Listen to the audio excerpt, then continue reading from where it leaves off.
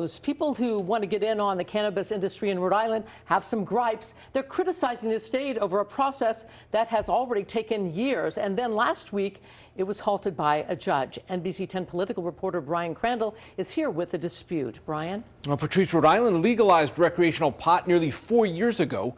8 dispensaries are currently operating, able to open through a process that first awarded recreational licenses to medical marijuana providers. Now, the 2022 law provided up to more than 24 more shops that would be retail only. But there are not any of those yet. And now the whole thing is in limbo.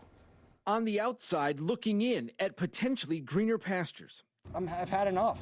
Cannabis cultivators and some who want to open dispensaries sound off on the stalled licensing process in Rhode Island.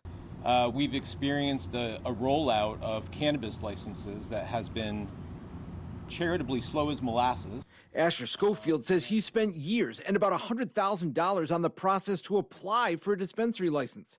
After years, applications for new licenses were due a few months ago.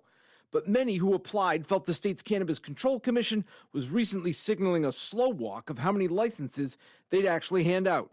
Jason Calderon applied for a dispensary license. He's already a grower, hoping to have more outlets to sell his product. I can't sit here today and say that this whole process has been done in good faith. And last week, a federal judge halted the process altogether due to a legal challenge over the state's residency requirement for dispensary owners.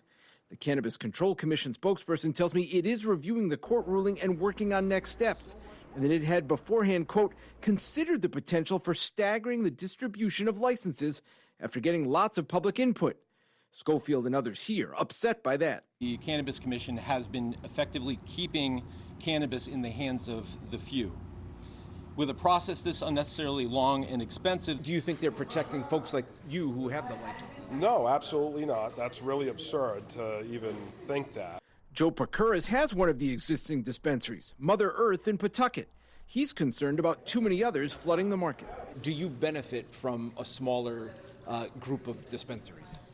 Well, I wouldn't, of course, less competition, yes, you would benefit, but I think the state probably really has a chance now to really take a good hard look at this, do some market studies and get a lot of data and really try to spread these dispensaries out so there's good, fair, equal access to the consumers here in the state of Rhode Island.